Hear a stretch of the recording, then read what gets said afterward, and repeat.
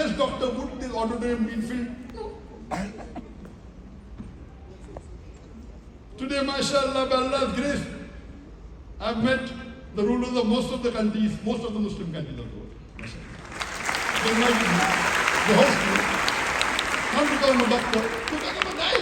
We never did this for fame. Muhammad sallallahu alaihi wasallam never did for fame, but he's the most famous personality in the world.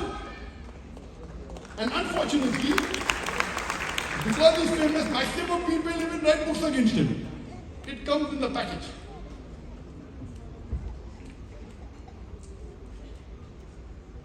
So the Prophet, today the role of a da'i is to continue the message of the messengers.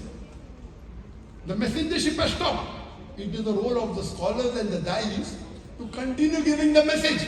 The messenger has stopped. It's our role to remind the ummah and the human beings, the Muslim and non-Muslim alike, the message of the glorious Quran. And I thank the Oman government and the Ministry of Endowment and Affairs to give me a chance to speak on the first topic, Quran, the global necessities.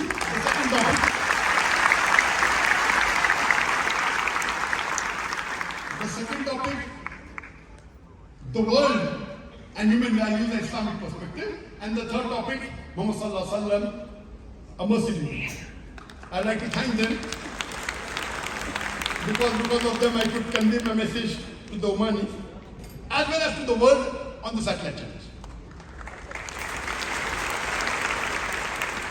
And Allah says in the Quran, I repeat it, in Surah Azab chapter 33 verse number 21, that verily in the messenger is the most beautiful pattern of conduct. Allah repeats the message in Surah Qalam, chapter number 16, verse number 4. Verily thou, the Prophet, standeth on the highest standard of character. He is the best example we have to follow. There is no other role model amongst the human being besides our beloved Prophet Muhammad sallallahu alaihi wasallam. His aim should be our aim. His aspiration should be our aspiration. His action should be our action. His character should be our character. His conduct should be our conduct. His example should be our example. His goals should be our goals. His ideals should be our ideals. His message should be our message. His mission should be our mission. His proclamation should be our proclamation.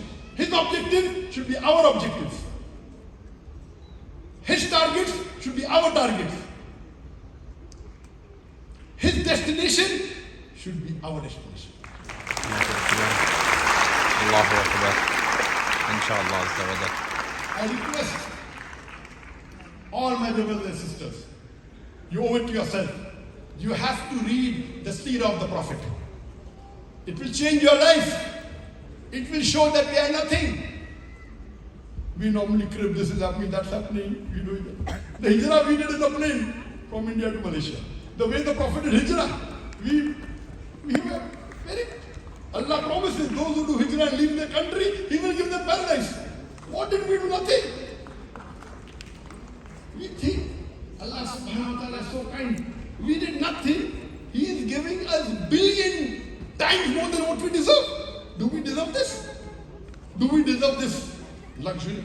Do we deserve this fame? Do we deserve this popularity? Do we deserve this respect? No. It is hadha min fazli rabbi. It is only because of the mercy of Allah subhanahu wa ta'ala.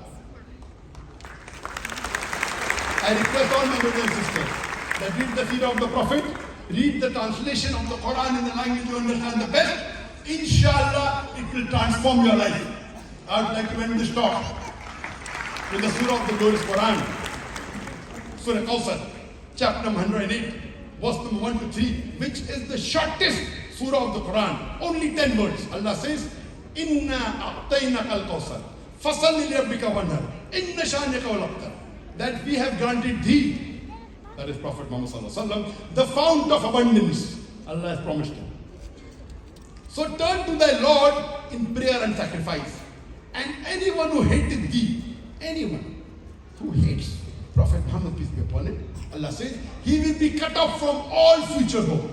Wa akhiru da'wana alhamdulillahi rabbil alamin.